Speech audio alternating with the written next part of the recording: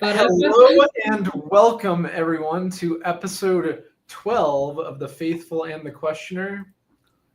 My name is Max. I am here with my sister Sammy.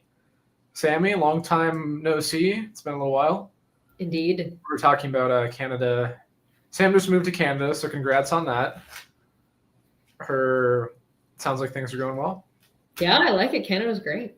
It's cool.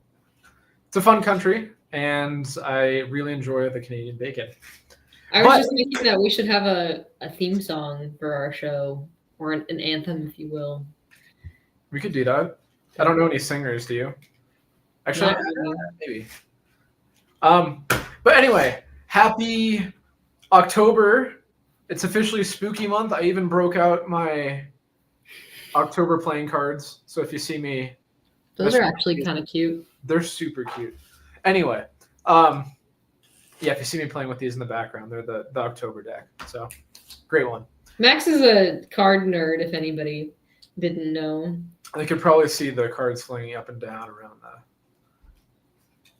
You'll see some every once in a while. But anyway, it's October, arguably the best month of the year. That means October is here, but Halloween is upon us. And Sam, this time last year, we did a kind of a spooky, paranormal themed episode where we could talk about demons and stuff, which is probably the topic you hated the most out of all these. But it's also the one that I find the most interesting. So on that note, the title of today's episode is going to be called A Miracle on Elm Street. Of course, playing on Nightmare on Elm Street, but also A Miracle on 34th Street. Because today's topic is going to be miracles. So other stuff that we can't exactly explain. Not necessarily spooky stuff, but kind of interesting, weird. I feel like miracles are generally used in a positive sense. So yeah, spooky positive. Spooky positive, things you can't explain. We're going to talk about some famous stories, maybe some personal stories of real life miracles, along with Jesus's first miracles. So Sam, do you want to start us off here? How do you want to start? Well, first I had a question. What was the miracle on 34th Street? Did I don't think I've ever actually seen that movie. Like the movie, or like... Yeah. I mean, you know the movie, right? Are you asking like literally what was the miracle within the movie? Yes, I don't think I've seen it. Oh God, this is pathetic. I saw the movie recently. I get it mixed up with It's a Wonderful Life, which also has miracles in it, I guess. That's true. Great movie. I saw that not for the first time, I think last year, which is very pathetic to me, but it was very heartwarming. The movie? Yeah. And kind of depressing, but then heartwarming. Wait, which one? A Wonderful Life? It's a Wonderful Life, yeah. Okay.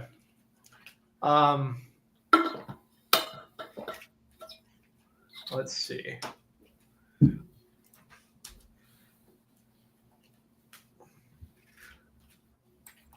I don't think there's like a specific miracle in the movie. I think it's just called that because it's like... Oh, wait a second. Sorry to any Miracle on 34th Street fans out there offending. Yeah, well, it's okay. The judge's decision in the Miracle on 34th Street is the miracle to accept that there were letters that proved Kris Kringle is the actual Santa Claus. So I think that's what they were getting at. Oh, I see. I've seen the movie. But definitely very Christmassy if you want to watch it. Yeah, I guess not. Yeah. And Halloween. Is this the one where the Santa does sign language for the little girl? That's adorable. I'm trying to think. There was... Again, it's been so long, like I don't remember the plot, but I think there was like a deaf girl who sat on Santa's lap in the movie. And Santa knew sign language, like the actor. Of course Santa knows sign language. Yeah, but like the actress girl didn't know. So when she saw like Santa, the actor, do the sign language, like she lit up. And it was really cute. So I think it was genuine. I think I'm thinking of the right thing. Anyone feel free to I just looked it up. Yeah. Is that accurate?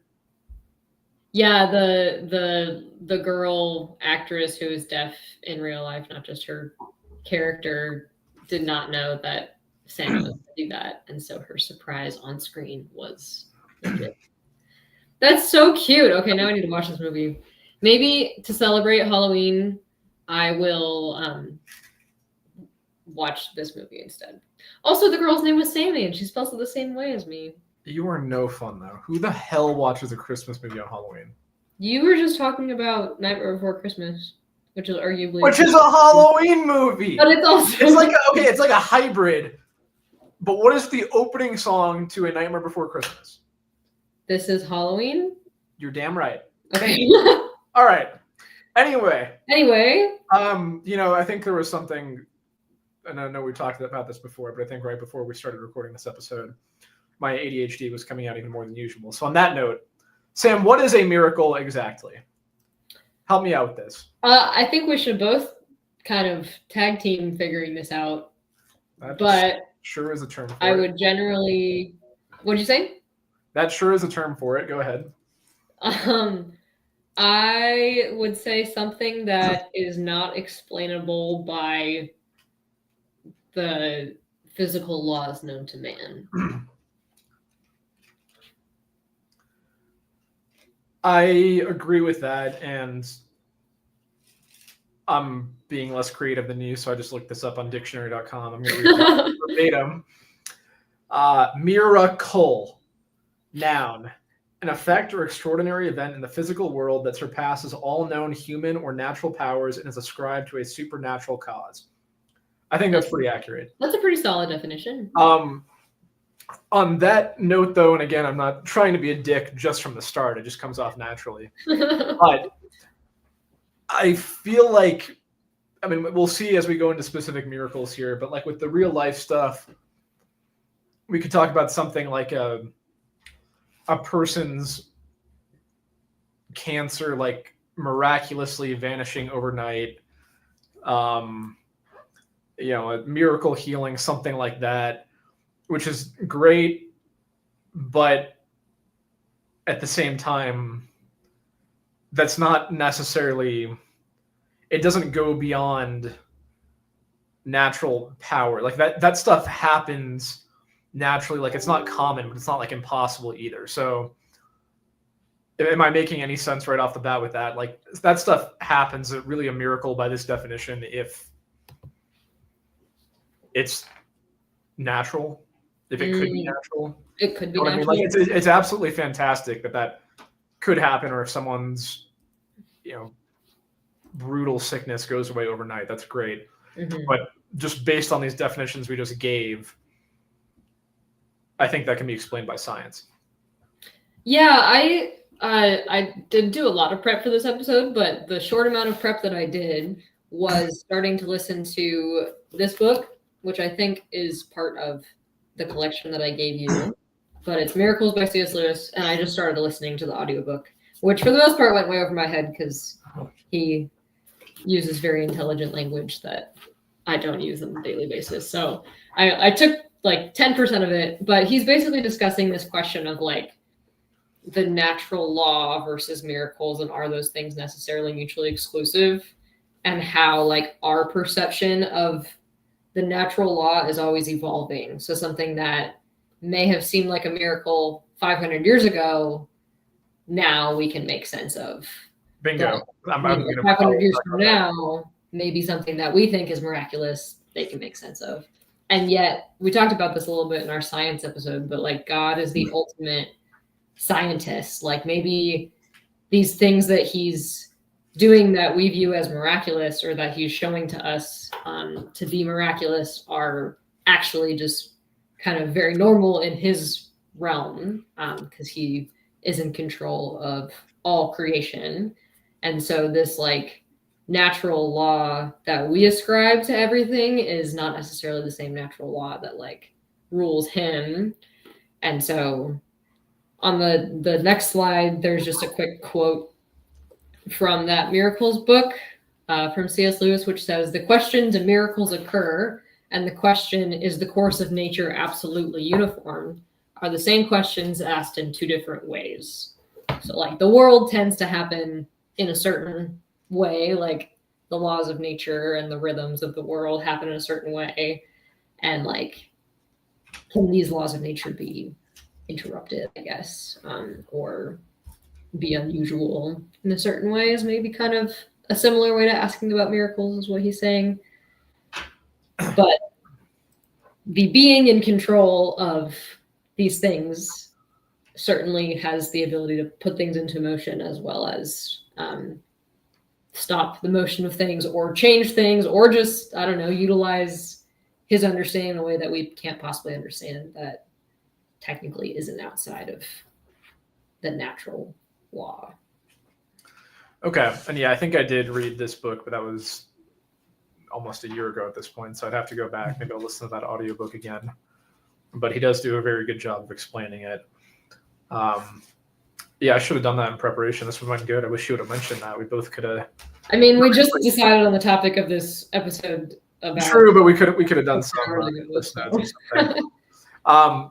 So yeah, and there's a lot of stuff that Jesus did, I imagine, that we could explain today that you couldn't explain 2,000 years ago.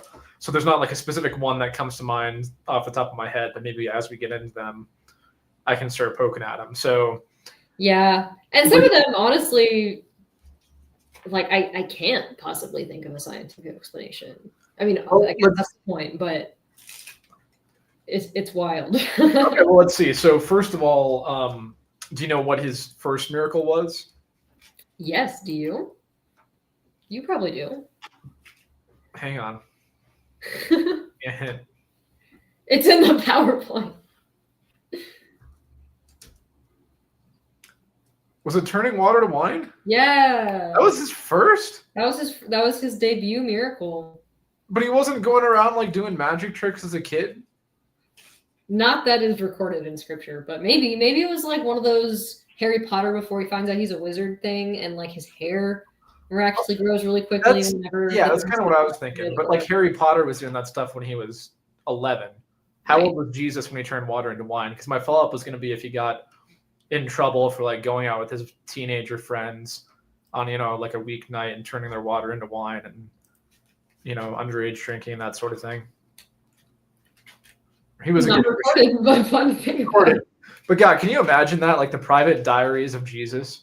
There's got to be some wild stuff in there. I would read that. I feel like the difference, though, is that Harry Potter, I mean, I'm sure that Jesus had his like teenage years just as the rest of us did.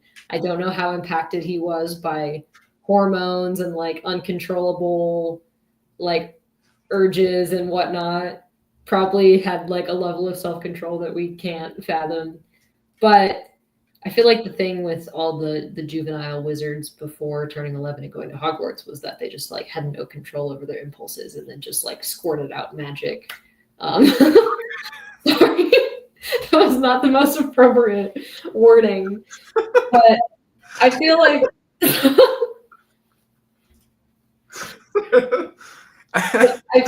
Jesus's miracles tend to reflect his heart and his values, and like we talked about, miracles are generally like good spooky, like they're kind of creepy and supernatural, but they're all good, and they all like in some way reflect the heart of God and what he values. So depending on how you look at this, you could be like, Jesus is an alcoholic, he turned the water into wine, but that wasn't the point of this miracle. And I think, I don't know if you've ever watched The Chosen. I haven't watched all of it. I do want to go back and watch more of it, but it's basically a free show that walks through the life of Jesus and depicts it in the most scripturally accurate, but also like kind of builds backstory on top of it that could feasibly be within the realm of possibilities within the culture and context. So there's a paragraph in the Bible that talks about Jesus' first miracle, but how the show kind of extrapolates his reasoning for doing that was describing the story of the people hosting the wedding. So I guess that would be the groom's parents. I forgot if it was the bride or the groom, but like basically it was kind of a social status thing where the host of the wedding needed to put on this party that met this certain standard in order to receive like favor and good treatment from their new in-laws who were much wealthier than them. And so running out of wine that early in the party is going to reflect really poorly on them and further just like divide their relationship with their future like rich in-laws. And so it was kind of a point of dignity to like have the resources to provide adequate food and wine at this like multiple day party. And the fact they ran out so quickly was just going to like reflect very poorly on them. And so Jesus did this miracle, at least how they were telling it in The Chosen, as a way to like bring dignity to this family that was hosting the wedding, and not just to like make it more of a rager party, although that was probably part of it as well. See, that's what. Yeah, that'd be cool. Have you seen the Because video? weddings are supposed to be fun like that and celebrate and have a good time. Have you seen the video of Jesus going into the restaurant with his buddies, and the waitress is like, "What can I get for you guys?" And everyone's laughing. He's like, "We'll just have water." It's a very meme-worthy miracle. Oh, it's pretty funny. If you haven't seen it, I'll send it to you. I think you have sent it to me. I probably have 7 or 8 times. But this was Jesus's debut miracle because he was trying to be very careful about like how he went about his ministry and like revealing who he was. And he knew that ultimately that would lead to him being crucified, but like that wasn't supposed to happen on day one. So if he like went out like announcing loudly and like pulling out all of his best tricks right off the bat, like he could have that process of him being like arrested and crucified would have been expedited a lot, which was not the plan and the timeline that he knew like had to happen. And so yeah, if you're gonna do a miracle and be show-offy, giving everyone free alcohol is a pretty good way to get people to like you. True. Yeah. It starts your reputation off pretty well. It what? It starts your reputation off pretty well. Oh yeah. Paves the way for cooler things like bringing people back from the dead and healing people of sicknesses that cause them to be outcast from society and casting demons into a herd of pigs. Okay, I didn't know about that one, but you had my curiosity, but now you have my attention. Okay, so water to wine. Do we know how old he was when he did this? Because he died, what, in his 30s? 33, I think. So okay. I think he was like 30. When he did of drinking age, I assume. I don't know if they had like specific drinking ages back then, but good to know. I don't know. The drinking age in Ontario is 19. Drinking in Germany, I think it's 16. Yeah, I can see that. Pretty sure. Anyway, I mean, 30 years, so he really didn't do miracles all his life. He didn't find out he was a wizard until in this Harry Potter world. He knew he was a wizard the whole time. You're a wizard, Jesus. But he also was a rabbi, so you need to do work to become a rabbi and like go to school and things, I imagine. So he had other things to keep him occupied and kind of lead a somewhat normal life up until the big reveal. Okay, so 30 years old, of drinking age, turns water to wine. That's cool. I need a friend like that. If you could turn into whiskey, that would be really sweet. Like especially. I bet he could. Okay, but like how? Like I mean, water to wine. Like what is wine? That like you need grape and alcohol and time. Was it like a really poor quality wine? No, they said it was the best wine because like it specifically says in John that it was super good because usually they serve the best wine first because then when people get drunk, they're not really paying attention. That's smart. That's really smart. So okay, so of course, like my ass is like, how do we know he actually turned water into wine?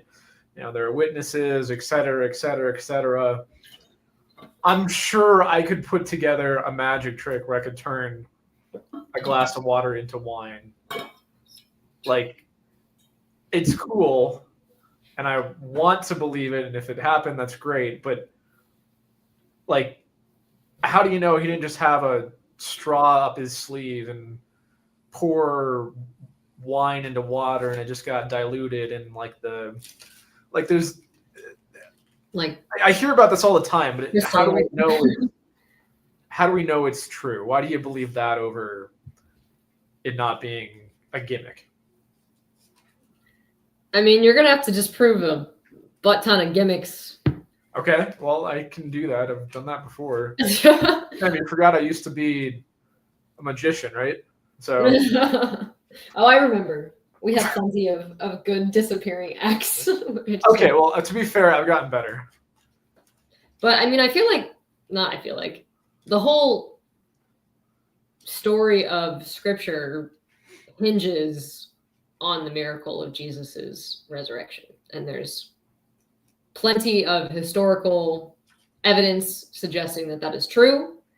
And that is probably one of the more difficult ones to I guess, prove really historically happened. And so if that's your standard, like turning water into wine doesn't really seem like that should be any problem for him. But yeah, I mean, the accounts, the witnesses, the general story arc, like all kind of being aligned. There's a certain amount of faith you have to obviously believe that these things happened, but yeah, but we were saying as we started that there's stuff that happened 500 years ago that they couldn't explain back then that we can explain perfectly today. And 500 years from now, there'll be stuff that we can't explain today that they can explain easily then. Mm-hmm. So it's like, and I know I sound like overly critical, which I know is also kind of the point of this show, but today that could be such an easy thing to do. You know what I mean? Right. So I get where you're coming from. I just have to be, I gotta have this kind of critical dialogue to make it fun. Well, to make it fun and also just, again, like I believe in Jesus. I'm not anti-Christian, but when you say someone turned water into wine, like, okay, if I was there, I'd be like, okay, well, that's cool, but I wasn't there. I just hear stories about it, and it's like you hear someone explain something cool, and then you go see it for yourself, and it's really dumb.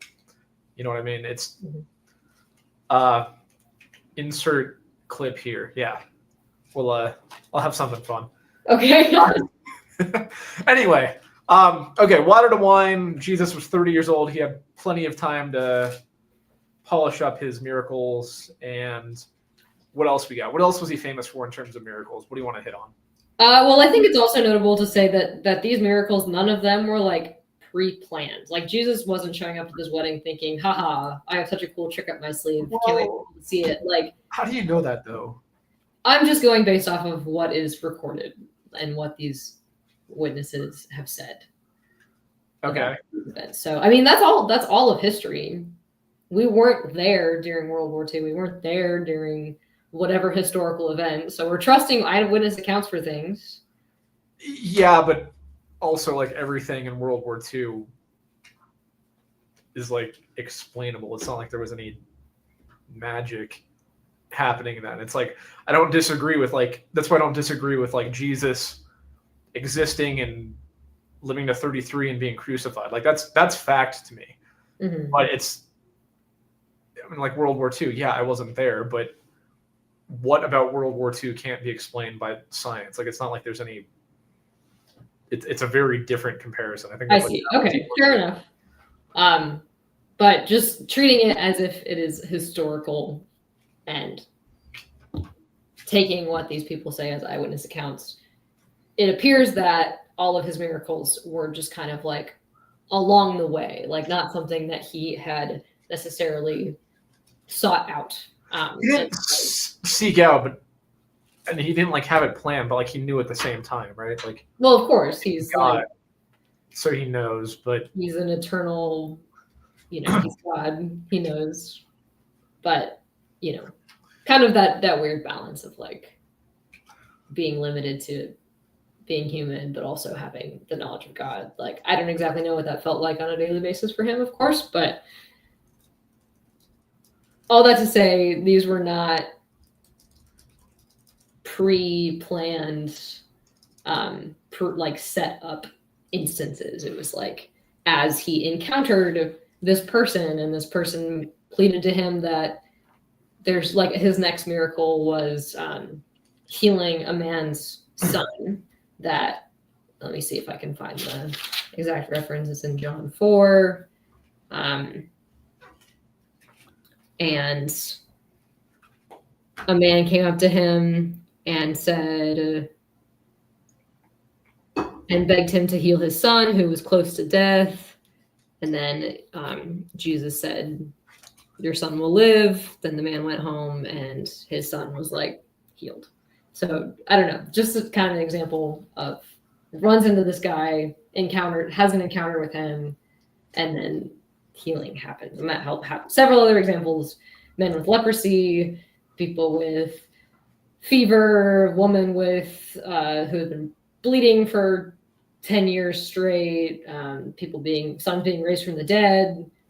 There's a whole list of these healings that have happened through these people that Jesus just kind of happenstance encountered. Got it. Okay. Do you want to run through? You said his second miracle was healing someone, but I know you also have this list of 7 other miracles. Do you want to run through that real quick? Yeah, sure. I just thought this was funny, so I included it. I have a longer list of miracles that is a list of 37, a bit more comprehensive, and it's all in chronological order. But this is just kind of a summary. So 7 categories, fed thousands of people. That's the classic story of the multiplication of the bread and the fish. Number 2, cast out evil spirits. That happened several times, including Jesus casting demons into a herd of pigs, which is documented in 3 out of the 4 Gospels. He cast demons out of Mary. There's lots of like Jesus interacting with demons and calling them out of people.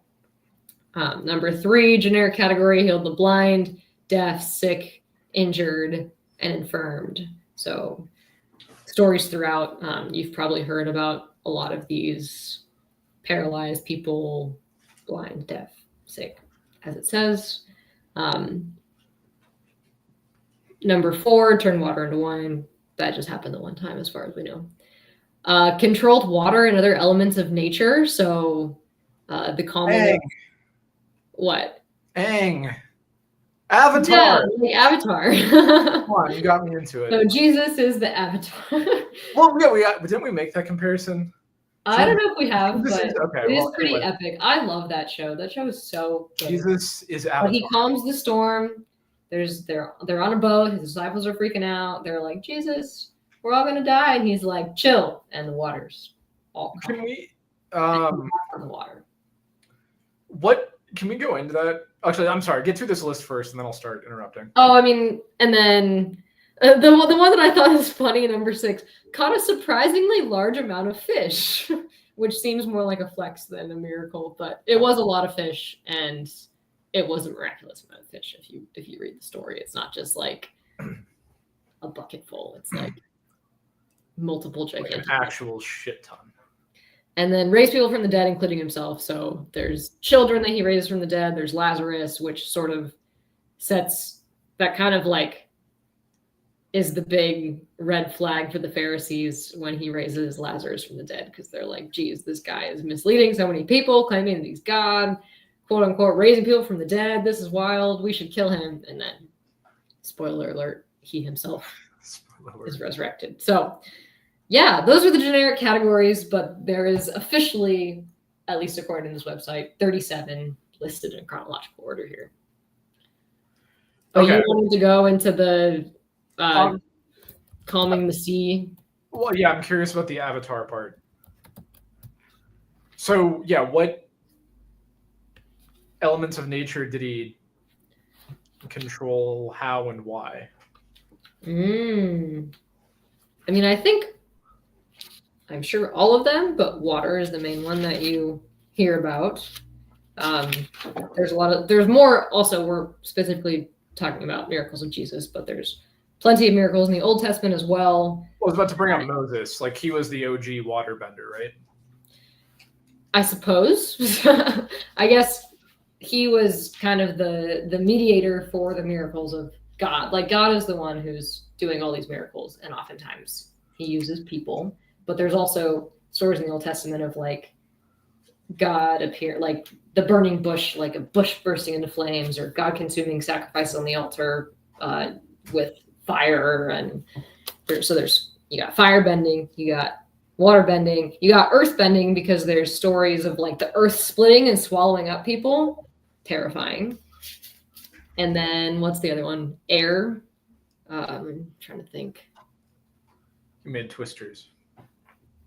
Yeah, I guess there were. I'm sure that. Well, I gotta think of that. But Jesus water bending, Matthew 8. I'll just read it. Matthew 8:23 through 27. Then he got. Well, I guess this is also airbending because it's the wind that makes the waves all crazy. So it says, then he got into the boat and his disciples followed him. Suddenly a furious storm came up on the lake so that the waves swept over his boat. But Jesus was sleeping. The disciples went and woke him, saying, "Lord, save us, we're going to drown." He replied, "You of little faith, why are you so afraid?" Then he got up and rebuked the winds and the waves, and it was completely calm. The men were amazed and asked, "What kind of man is this? Even the winds and the waves obey him." So you got some Aang and some guitar action working together. Well said. Pretty cool. And then he walks on the water. Classic story. How do we know it wasn't just like a super shallow stream or he didn't have like plexiglass laid out? Because it was it on the Sea of Galilee? Matthew? What body of water was it? Well, he was like his disciples were on a boat and Jesus was walking towards them. So it was like the boat was out there. Do we know how far he walked? Jesus walks on water, Matthew 14:22. Immediately Jesus made the disciples get into the boat and go ahead of him to the other side while he dismissed the crowd. So this is after the feeding of the 5,000. So he's trying to get away from all these people that he just fed because he's about to get too much attention. After he had dismissed them, he went up on a mountainside by himself to pray. Later that night, he was there alone, and the boat was already a considerable distance from the land, buffeted by the waves because the wind was against it. Shortly before dawn, Jesus went out to them walking on the lake. When the disciples saw him walking on the lake, they were terrified. "It's a ghost," they said, and cried out in fear. But Jesus immediately said to them, "Take courage, it is I. Don't be afraid." "Lord, if it's you," Peter replied, "tell me to come to you on the water." "Come," he said. Then Peter got down out of the boat, walked on the water, and came towards Jesus. But when he saw the wind, he was afraid and, beginning to sink, cried out, "Lord, save me." Immediately Jesus reached out his hand and caught him. "You of little faith," he said, "why did you doubt?" And when they climbed into the boat, the wind died down. Then those who were in the boat worshipped him, saying, "Truly, you are the Son of God." When they had crossed over, they landed at Gennesaret. When the men of that place recognized Jesus, they sent word to all the surrounding country. People brought all their sick to him and begged him to let the sick just touch the edge of his cloak, and all who touched it were healed. So Jesus was very known for being the healers. People were flocking to him, and even like touching his robe would heal them. I'm still trying to figure out the walking on water part. Like, I just need more detail. Like, was this during the day, night? Was it foggy? What was the visibility? How deep was the water? How far out did he walk? I don't think it was great weather.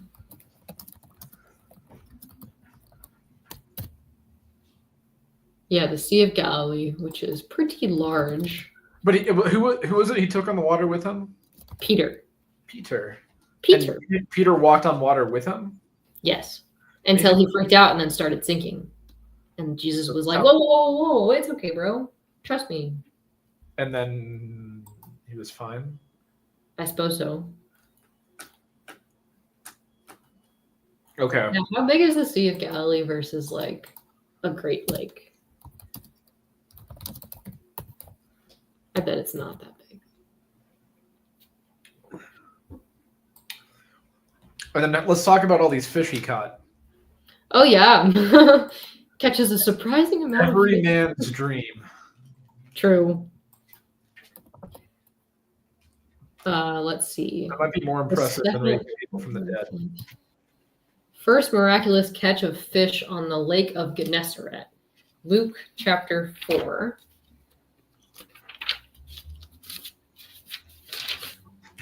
This is like Sunday school. It's kind of fun. Not as creepy.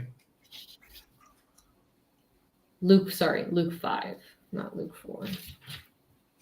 Oh, this is when he's calling his disciples, and he's trying to prove to his disciples that, like, hey, I'm the real deal. Come follow me. So it says, this is kind of a long passage, so bear with me.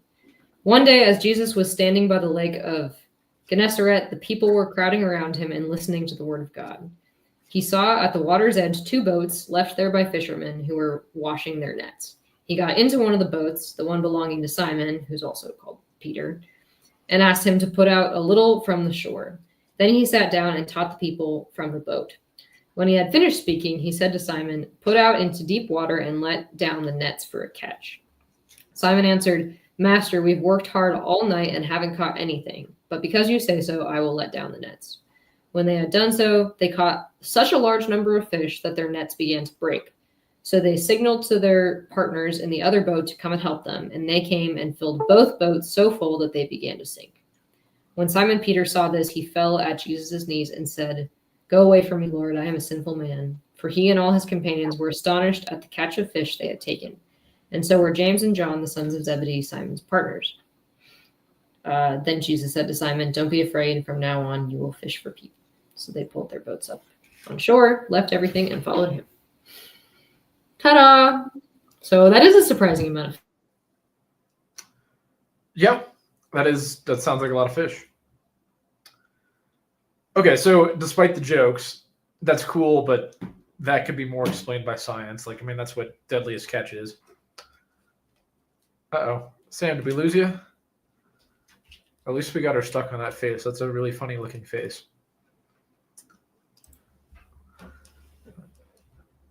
Let's give her 1 second here. Otherwise, I'm going to have to do this on my own.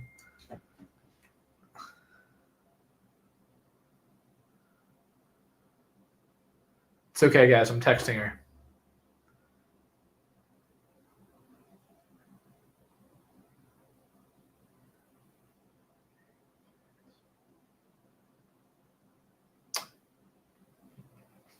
Let's see what we got here.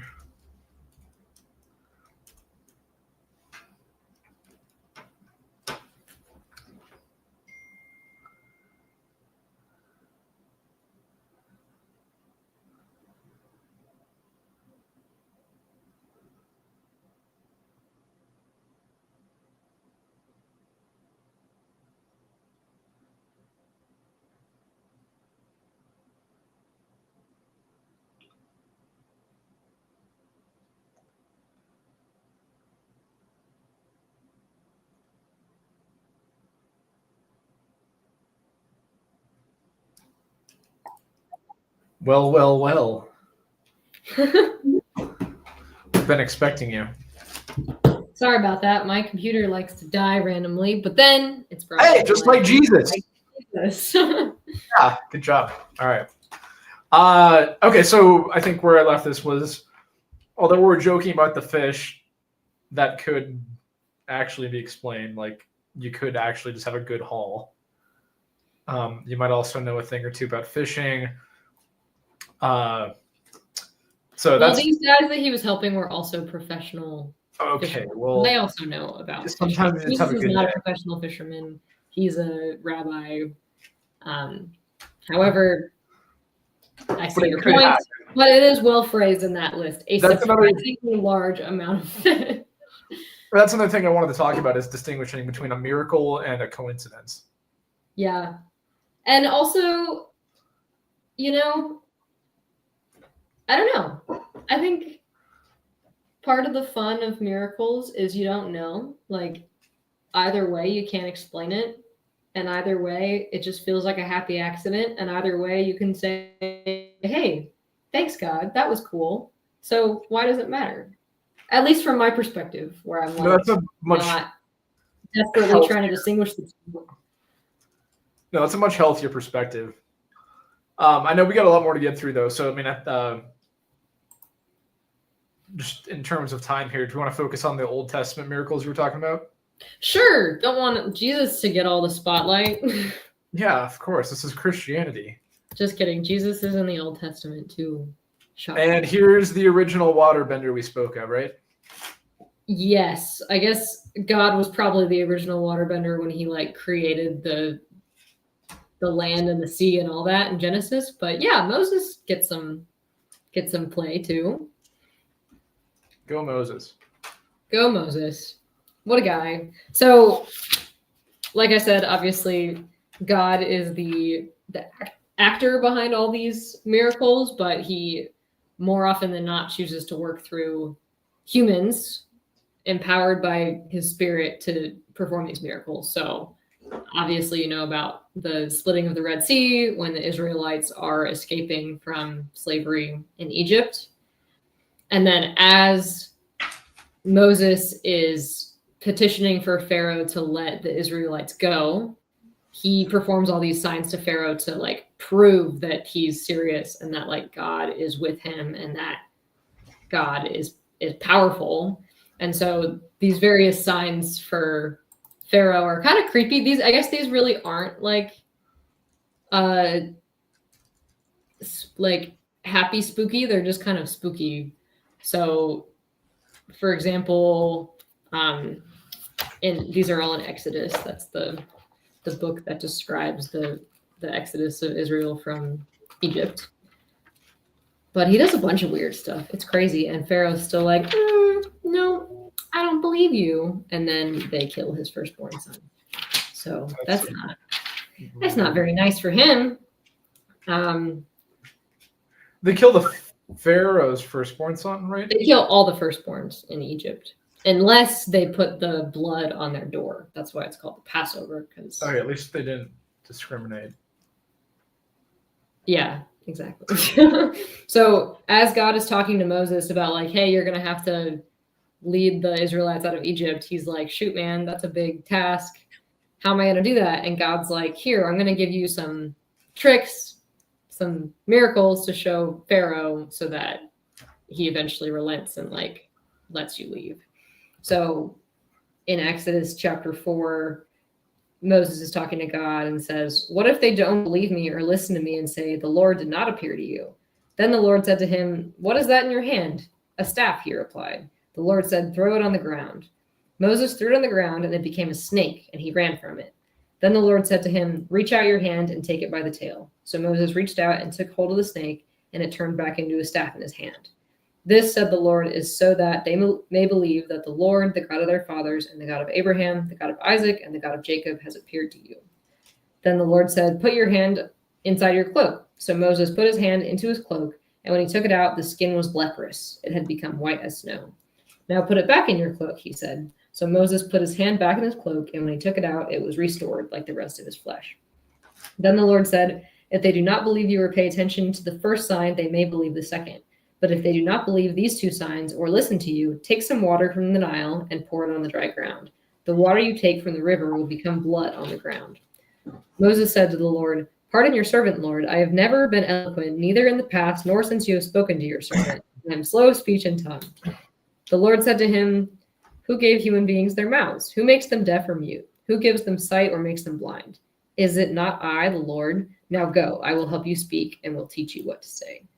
So he's equipping Moses to go talk to Pharaoh with the hope that Pharaoh will relent and let his people go. So he's giving him all these tricks up his sleeve, some literal, to convince Pharaoh that like God has spoken to him and God is commanding Pharaoh to let his people go, basically, or else. And then the or else comes into play when the 10 plagues of Egypt happen, which are what Moses warns Pharaoh of. Pharaoh still doesn't relent, and then all these terrible things happen. So the river turns. Sorry, go ahead. Why doesn't God just talk to Pharaoh directly? I mean, this is kind of that's a good question. I feel like the intent is that whether he hears it directly or whether these signs are shown to him, it really accomplishes the same thing. Like, this is God's way of talking to Pharaoh. And maybe it's the captive audience that you need, and Pharaoh would not have been necessarily a captive audience had God talked to him specifically. Who knows? I don't know his reasoning, but Moses listened to God and like conversed with him. But who's to say that Pharaoh would have been open enough to do that rather than just immediately like? Oh, it seems like he would have been equally open to that as with talking with Moses. Like, do you think? All right, if I'm trying, this is a dumb example. I'm not trying to go off topic yet again, but like if someone was trying to get me to change my lifestyle for whatever reason, if I'm doing something bad, do you think I would be more open to changing that if some dude came up to me and said, hey, God is telling me you shouldn't do that. You got to do this and this and this. I'm like, no, dude, piss off. Well, Pharaoh and Moses had a relationship. Okay, but that's true. But do you think I would find that more compelling, or if I had like a wicked, vivid dream, or like some other entity appeared in front of me and said, dude, get it together? Which one do you think would be more compelling? I mean, I don't know about you, but for me, I feel like what people say to me has more of an impact than like my own conscience sometimes. Like, if my conscience is, you know, for example, not to say that this is always the case, but like say that God was speaking to me through my conscience. Like, hey, you should go, I don't know, pick whatever thing I should steer clear of or good deed I should do or whatever. Like, I'm probably more likely to write that off as being like, man, that probably wasn't actually him, or that probably, like, who cares about that? That was just my conscience.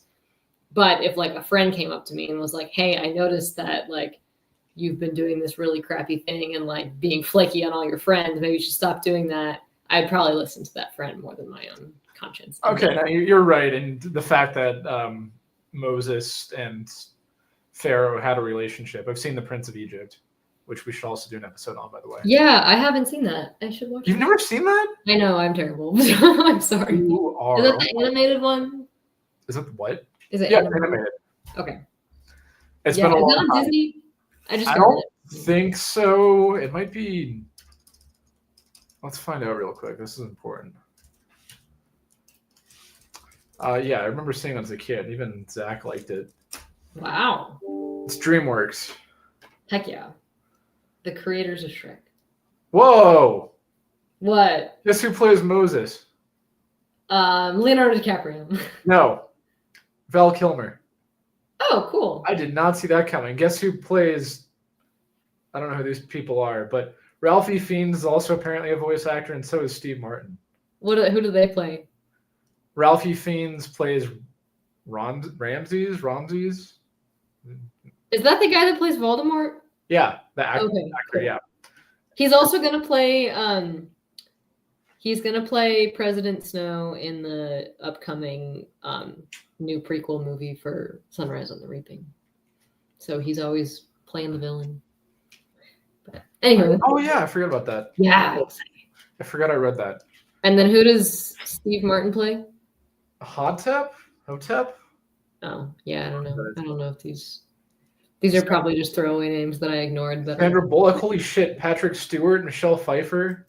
Oh, wow. What a cast. Wow. I did not know about this. Jeff Goldblum?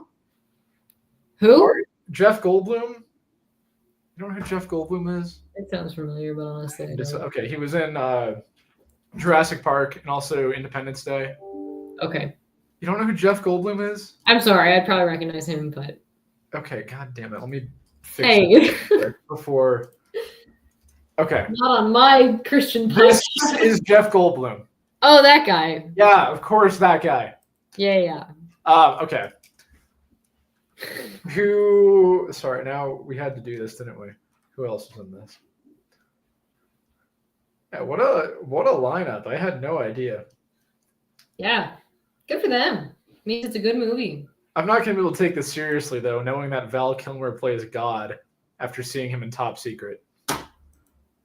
He plays God? I thought you said he plays Moses. He plays Moses, God. apparently. Oh, So I guess both. interesting. Anyway.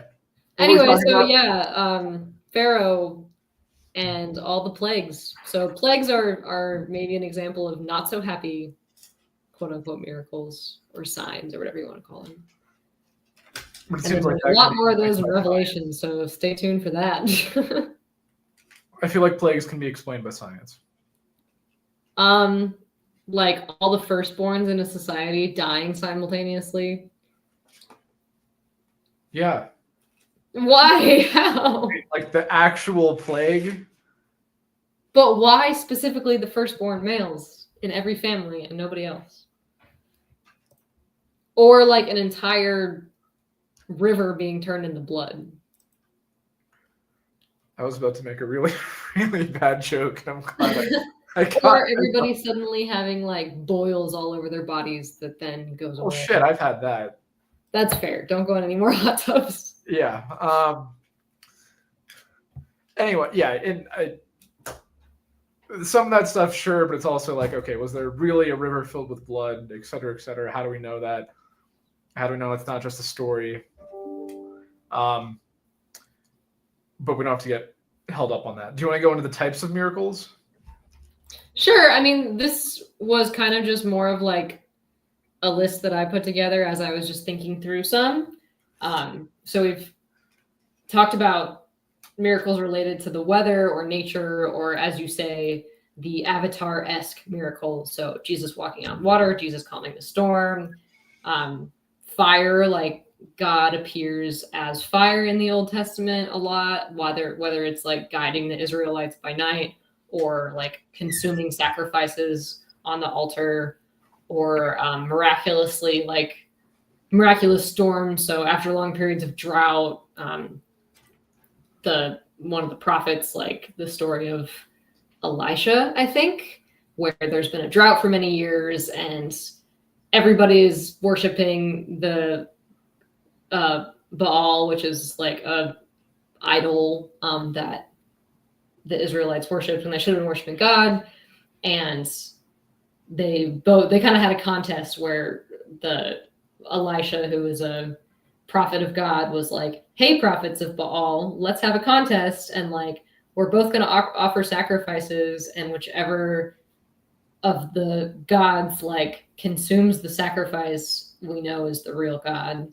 And nothing happened when the prophets of Baal were like doing their whole ritual. It was just complete like silence. And then when Elisha did his, there was also like almost no water remaining because it was a drought, and so he like soaked this entire fire or wood offering with water, which would make it even harder to light up in fire. And then God sent fire, consumed the whole thing, dried up all the water, and then shortly after that, the drought ended and it started to rain. So that's a cool story.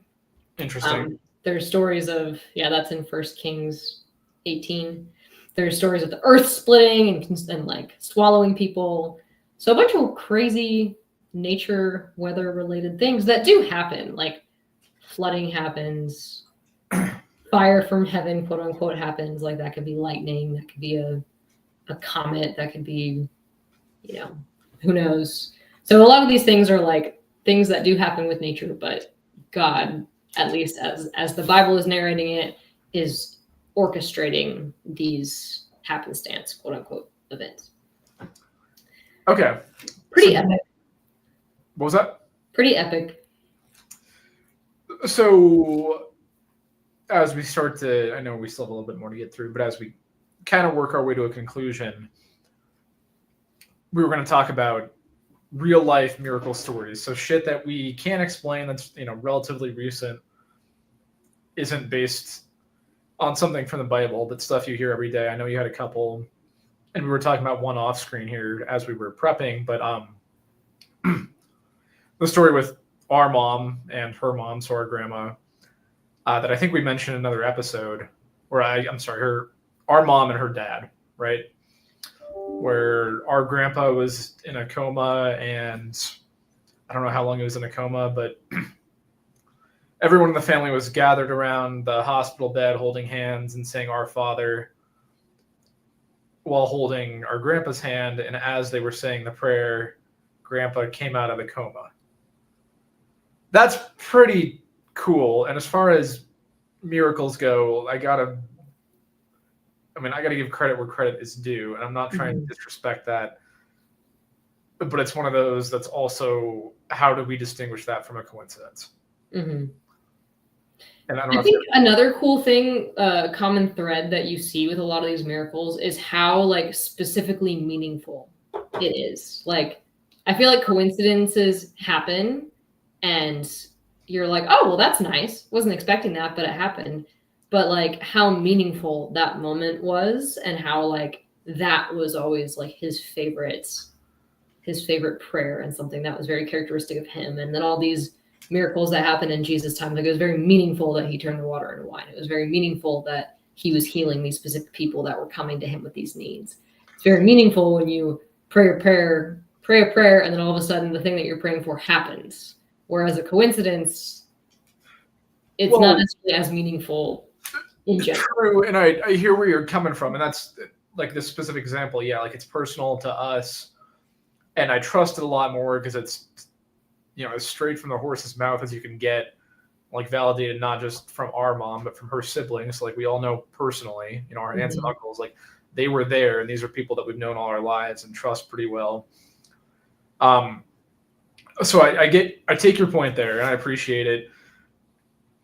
The other side, though, is still breaking it down to statistics. Like you're right, it was his favorite prayer. It was very meaningful to him. But how many instances are there where you have a great God-loving Christian family who has, a small child with cancer or some other kind of terminal illness, and they're praying for it to go away in every way possible, and they mean it, and it's, an innocent kid. Sometimes it will go away, like in a very short period of time, and that appears to be a miracle. But in actually, like, what percentage of cases? Like, I bet it's a pretty damn small number. You know what I mean? So that's why we look at the very small sample where it does happen and say that's a miracle. But you zoom out and look at the bigger picture, and you say, okay, what about these 99.9% where that didn't happen? This is just a numbers game now. That's the problem that I have with it. I look at it, and of course, it's not the kind of thing I would ever wish upon anyone, of course, but logically speaking, something happening, 0.01% of the time where it should happen 0.01% of the time, that's not as miraculous. You know what I mean? It's just probability and statistics. I think this is kind of a dipping into the spooky sort of spiritual realm demons conversation that we had last Halloween. But something that I wonder about that I don't know a lot about is, like, obviously we live in a world that has a lot of evil and a lot of like terrible things happening that, like, God doesn't smile upon those things happening. And his plan in the long term is restoration. So, like, even though those personal miracles like healing or whatever don't happen for every one of us, like the ultimate miracle of Jesus, God becoming flesh, living among us, dying for our sins that we could be reconciled to him, is meant to be a miracle and a life transforming thing for anybody that believes in that and accepts that and is transformed by that. And so, like, you might not get a very specific healing, but like the beauty of like the gospel and what God has done for all of us is that this miracle has already happened and the invitation is out for you to take. And if you take it, it's yours. So, like, in the grand scheme of things, it doesn't like negate the brokenness of the world. It doesn't negate the hardship of like not having those prayers answered in the here and now, but it does bring hope in the grand scheme of things that, like, we all receive the miracle of like salvation and rightness with God because it's like handed to us because we're invited to take it. All that to say, going back to the spiritual realm thing, I do feel like obviously God is like the most powerful, always in control, but there's also Satan and demons, as we've talked about, that are waging their own war. And you've read like Screw Tape Letters, where like they have some sort of power and influence over the world. And so these like people that are sick or dying or experiencing this like terrible hardship, we don't really know what's going on in this other realm, in this like realm of angels and demons and all that I don't know that much about, but it's, I'm sure, like an ongoing battle for our like our souls and our lives and like the goodness in the world. And in those particular events, it seems like the realm of evil is kind of having more influence there. Not to say that ultimately like God's plan and overall intent will still come to fruition, and he will like make good out of all the bad that we see presently. But when you kind of think about like, oh, well, if God's good, why isn't everything good all the time? It's because there's that. And again, yeah, that's not a problem to me, actually. That's not a holdup I've ever had. Right. But it's a similar question of like, why aren't more good things happening? Or like, why statistically is it so heavily weighted towards evil? Which I guess you can't necessarily argue what the percentage is of good and evil, because there's always good things that you don't see and there's always bad things that you don't see. But there is that tension of like good and evil on a spiritual, otherworldly scale are like at war with each other. And it's not all going to be good all the time just because God is good. Yeah, it's just and again, like I'm a numbers guy, and it's just thinking about it in those terms. Like this kind of goes back to the anthropic principle. Like we really only hear about the miracles. We don't hear about the non-miracles, which is 99.99999% of the time. You know what I mean? Like, I was looking up stories ahead of time in preparation for this. Like, give me some examples of real life miracles. And seeing as like last month, 9/11, there was one story on that where in the ashes of all this, burnt down buildings and so much burnt up shit, there's like there's an undamaged Bible like sitting in the rubble. And that's kind of interesting. Or you hear stories on the same topic, like 9/11, how many people are like, oh my God, I'm so lucky. I just didn't go into work that morning, or I got stuck in traffic, and that's a miracle. But okay, what about the other thousands of people that weren't that lucky? Like that's just a number, and didn't apply to most of them. And you only hear about these stories because this is literally survivorship bias. You don't think about the 99% of the time it didn't work. You just hear the little stories, and then you isolate that and call it a miracle, which it very well could be. It's just I'm trying to offer the other logical side of it. You know what I mean? Right. I see what you're saying.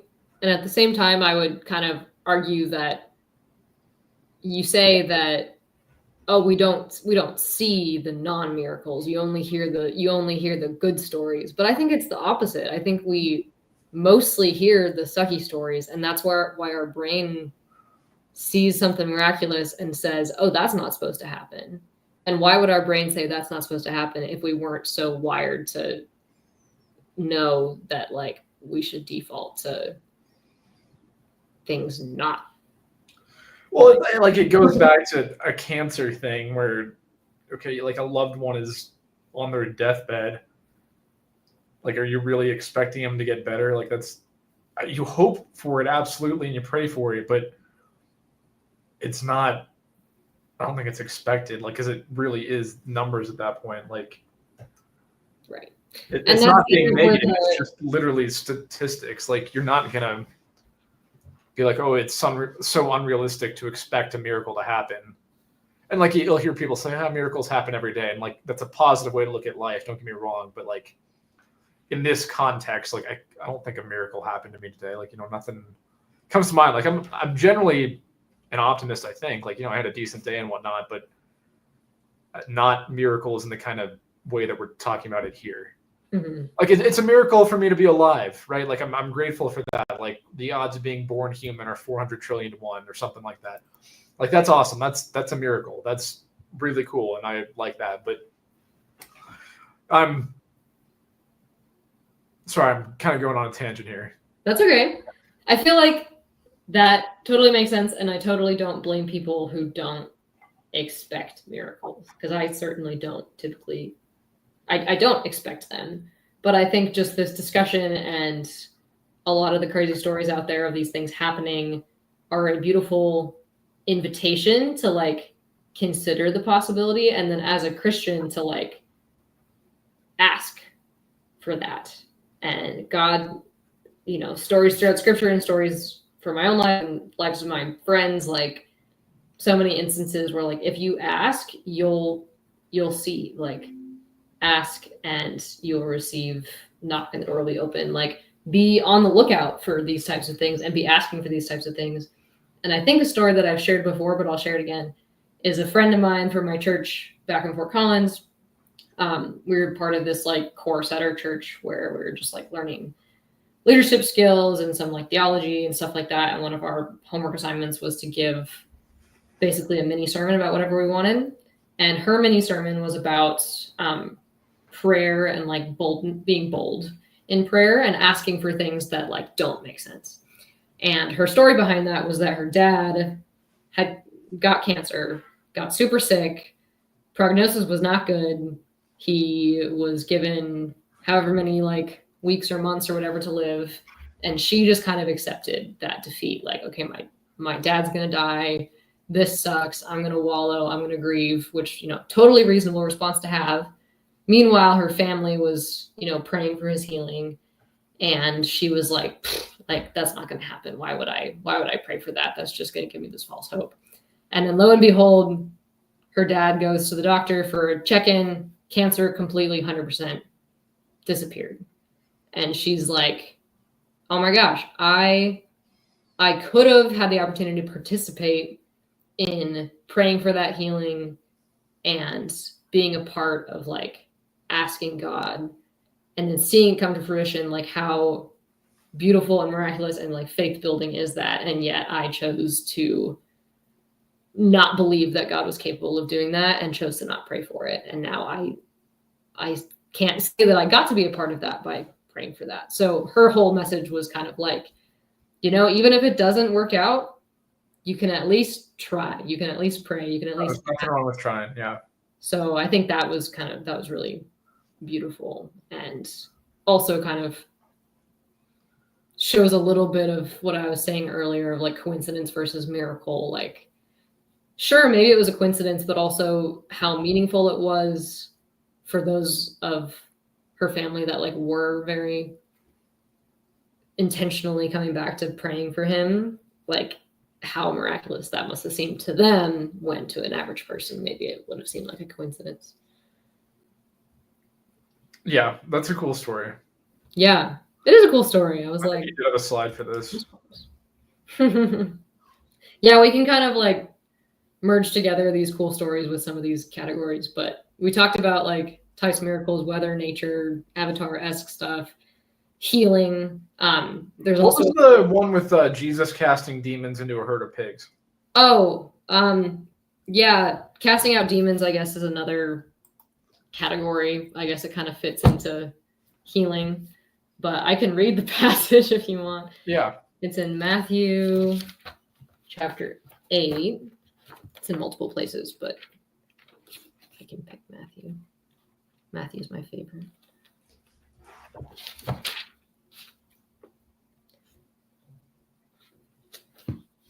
Okay, Matthew 8:28.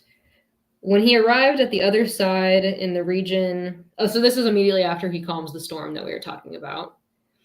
And then when he arrived at the other side of the region of Gadarenes, Gadarenes, 2 demon-possessed men coming from the tombs met him.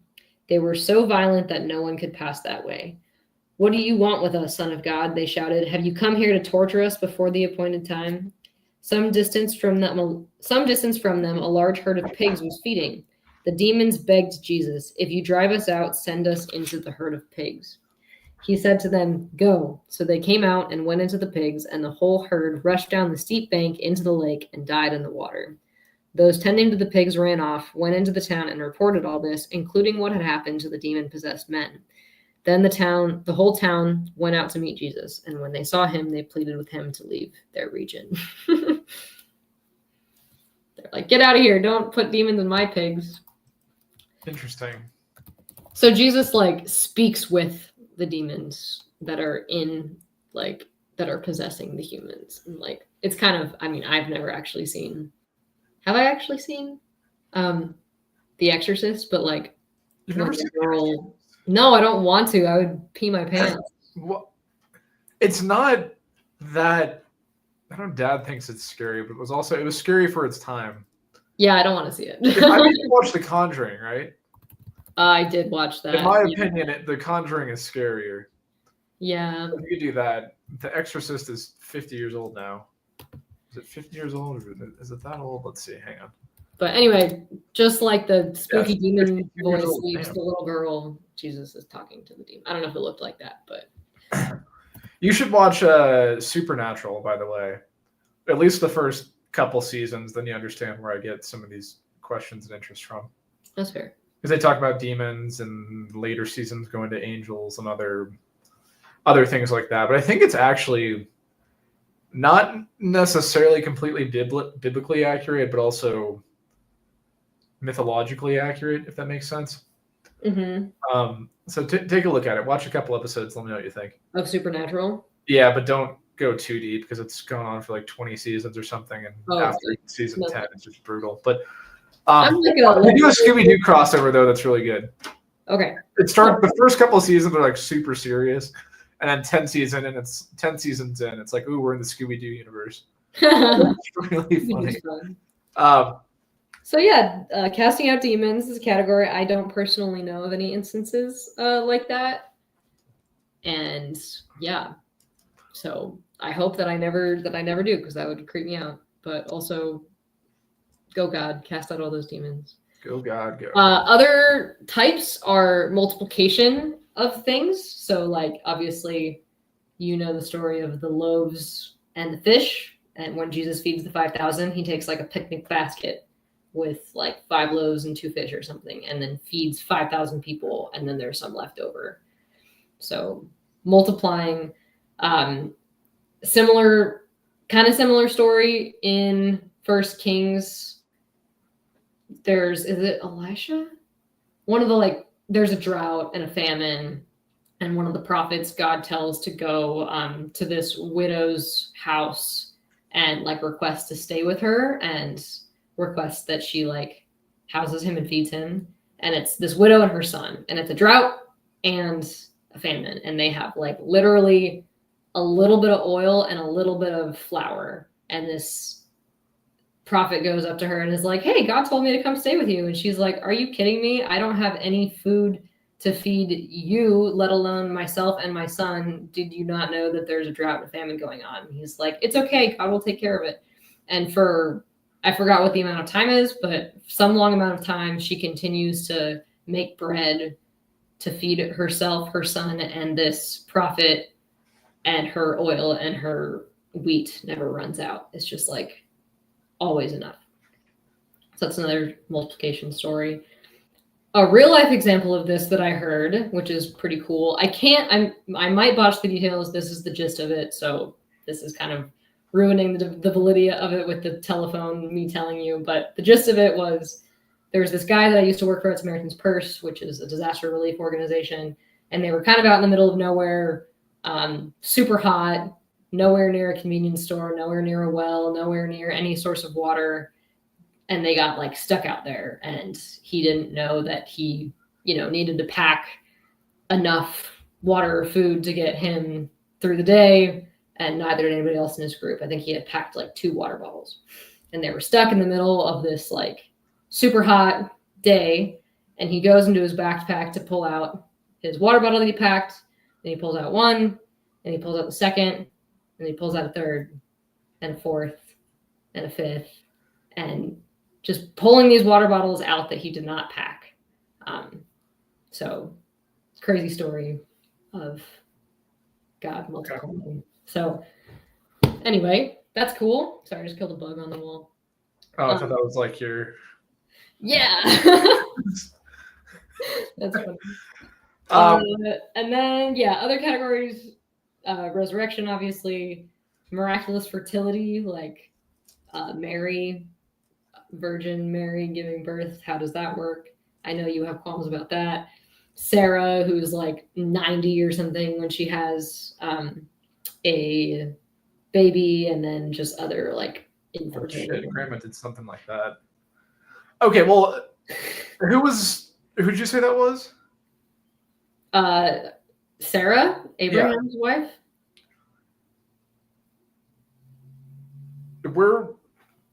See, the problem that I have with that is, how do we know she was actually 90? Like, did they have accurate birth certificates at the time?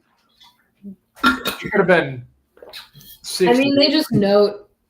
It's not like we read the scripture and it says that she's 90 and we're drawing the conclusion of like, wow, that's way too old to have a baby. But the scripture is saying like she was old and way past. Yeah, but that's happens. Like, modern times too. Like, there are old people who can have babies nowadays. Right, but she was like really old. Okay, well, it's still possible though. Like, it's one of those things that unlikely, yeah, but it's not scientifically impossible. I mean, it is after a certain point. Like your eggs literally are gone. You only have so many. Then it goes back to she was old, but we don't know how old. And we know she was like 90. You just said we don't know that. No, we know her age. It says her age. But how do we know? Like, actually, if it says she's 90, how do we actually know she was 90? From the genealogical records. I don't know. Okay, so we don't know. That's kind of my point. And then the last category I had was just like general miracles where God is sort of flexing and just saying like, hey, I'm God, believe in me. So that is kind of what he was doing when he gave the signs to Moses to show to Pharaoh, or when he burns up the sacrifice to prove to everybody watching that like he's the real God and the prophets of Baal are just kind of BSing and their God isn't, powerful or real. So yeah, and then there's, I don't know, that's not a comprehensive list. Those are just general categories that I kind of thought of as we're talking through these. Okay, no, it's pretty good. I think we hit on a lot of things. But other like general cool miracle stories to share. I guess it's up to your interpretation whether or not they're miracles. Also along the lines of like healing.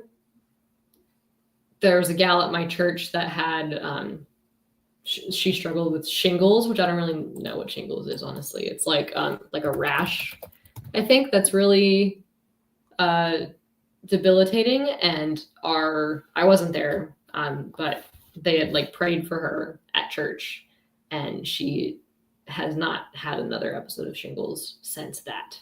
And it was like a very continuous thing for much of her life. And then like that turning point hasn't happened again. And then kind of similar, but more from like a mental health perspective. And, this could be a coincidence. It could not be, but Kenny for a while had like some pretty awful nightmares that were just they're just freaky. He couldn't sleep very well. They happened all the time. And two of our friends, this was before I knew him, had like prayed for those nightmares to stop, and then immediately, like that night onward, has not had that recurrent nightmare again. Damn. Pretty cool. And I need that more weight too, just because it's directly from like you or him to me, as opposed to, oh, here's 100 stories from a 2,000-year-old book. Mm-hmm. It has more impact when I hear those kinds of things nowadays. But that's cool. Yeah. And then one other, we talked about, I have more. Okay, I made a whole list. We talked about my friend Lauren's like uncle's climbing accident where he, his anchor popped out. He was falling to his death. He cried out like Lord save me or Jesus or something, and then like instantaneously it was like rewind, he was back on the rock. Crazy. And then I had a friend who, I guess this is kind of similar vibes to like speaking in tongues or like speaking in a language that like you never actually learned. But I had a friend who was in my Bible study in college, and she was working at this. It was like a resource center for people that had experienced some sort of like loss, like I don't know, their home got set on fire, their home burned down, or they are just like sick or newly homeless or just need resources, and there's like a thrift store there and there's a food bank and all that stuff. So she worked there, and she was like helping this Hispanic family that didn't speak English, and it's also a Christian organization. So somehow the topic of faith came up, and there's like this gospel illustration that we learned in our campus ministry that we were a part of, which I think I've shown you. It's called The Bridge, and it basically like goes through this specific verse in the Bible that says, "For the wages of sin is death, but the gift of God is eternal life in Christ Jesus our Lord," and just shares about like our sin. The consequence of our sin is like the penalty of death, but Jesus paid that for us, and therefore we can have eternal life with God, like explaining the very kind of overarching theme of the gospel, and then it goes through like verse by verse and explains it, kind of picks it apart. So that's a way that we were taught to share the gospel in our campus ministry. And this just comes up, and Ashley's talking to this family, doesn't speak any English. Ashley knows maybe like a few phrases in Spanish, but you know, hasn't taken Spanish extensively, like certainly doesn't know how to use words like eternal life or wages or sin or hell or any of these like conceptual words to explain the gospel. And she goes through the entire bridge illustration in Spanish with this family. Just cool and creepy at the same time, because I think in a lot of the exorcist type movies, someone gets possessed by a demon and they start speaking Latin. Yeah, well, Latin's creepier than Spanish. True, I do know that from experience. So, and then one other very cute one. This is the story of how Kenny's parents met, and I've also heard like several other cute stories. Yeah. People like God telling them that was their wife or whatever. I can't tell those stories as verbatim back to you, but I think I've heard the story enough times that I'm telling it correctly. But Kenny's parents, his mom was living in Oregon, his dad was living in Georgia, and they both happened to be at this square dancing convention. And Kenny's dad had been like dancing with people throughout the night. You're just kind of like picking partners throughout.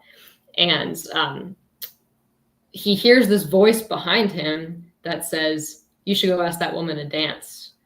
And kind of like he looks as he's looking in the direction of Kenny's mom. And then he turns around to see who said that to him, and there's nobody there. And then he goes, ask Kenny's mom to dance. The rest is history. Now they're married. So this is a story directly from Kenny's dad, of like a very audible voice saying, "You should go ask that woman to dance." I like that. Yeah. That's cute and cool, and that's a good way to meet your future wife. Yeah. Kenny and I just met on Hinge. So. I wouldn't mind meeting my future wife at like a square dancing event. I can't imagine I'm much of a square dancer. I'm certainly a square, but I'm not a dancer. Was there anything else you wanted to touch on as we wrap up here, or is it time to jump into memes? Yeah, let's jump into memes. I wish I had more Halloween themed ones, but hopefully this will still provide some entertainment. I don't know if I've shown this one before. I don't think so. I thought it was funny. I don't think Jesus wore a cross necklace. I don't think he did either. But that would be like somebody wearing like a, I don't know, an AR-15 necklace, like a what? An AR-15 necklace, like the murder weapon of the day. But yeah, there's that, and then this reminded me of our family, by the way. Love everyone no matter what. What if they have tattoos? Yes, even if they ask stupid questions. Because so much of our family hates tattoos to the extent that I don't know if our parents ever said this directly, but I feel like there would be people on our religious side of the family, you know which side I'm talking about, that would believe that people with tattoos go to hell. Yeah, that's quite the jump. Yes, I agree. God, we got a sinner who wants to be forgiven. Oblige him. Jesus forgives. You know what this is from, right? Inglorious Bastards? Yeah. Have you seen this scene? Yes, I have, regrettably. Okay. I thought it was just kind of a funny way to display it. But in like a gentle way, not in a bashing your head with yeah, but forgiveness. More relatable. Me and my buddy leaving Bible college without a wife. Well, that place was a ripoff. It's been a while since I've seen this movie. There's another one that I wonder if I would watch it again and like it today. Yeah, I don't know. Wasn't my favorite. All right, do I have any left, or here we go. When you die and Jesus shows you all the memes you had saved on your phone, I'm in danger. We will all be judged. Let's see. I guess that was it. That's funny. That was my last one. No miracle-related memes, though. Well, I don't know. Your memes are just kind of there. They're not necessarily themed. Well, I did my best. That's okay. Short notice, but well, good talk. I wish I did pull my C.S. Lewis book when I ran to the other room, by the way. So I have read Miracles. I just gotta go review that because I guess not a lot of that stuck. But that's fair. I mean, it's pretty dense. I appreciate his points. Yeah, but anyway, good talk. I wish we could have made this a little more Halloween related. So if you're open to it, happy spooky. Happy spooky. And I know we're trying to do this serious, but I'm also festive and trying to make the most of Halloween. I thought of this as we were talking. How do you feel about potentially doing like a Salem witch trials type episode before the end of the month? Because I don't know anything about the Salem. So it'll be a learning opportunity for you and me, but wasn't that also like very Christian? Haven't we already talked about this a little bit? I feel like we brought it up, but I don't think we had an episode specific. I think we're recirculating. I think we should continue talking about the Sermon on the Mount. I know we got to do that too, but it's also October and it's spooky month. I know. And there was some crazy shit that went on during the Salem witch trial, so I thought it would be fun. Yeah, anyway, think about it. But good talk. I appreciate your time as always. Everyone, thank you for listening and putting up with us both. I hope this was at least somewhat entertaining or a little bit of a learning experience. If you have any ideas for future episodes, feel free to drop them in the comments, and we'll definitely take those under consideration. But otherwise, once again, happy October. Have a great Halloween. And thank you, everyone, for watching. God bless us, everyone. Go look for miracles.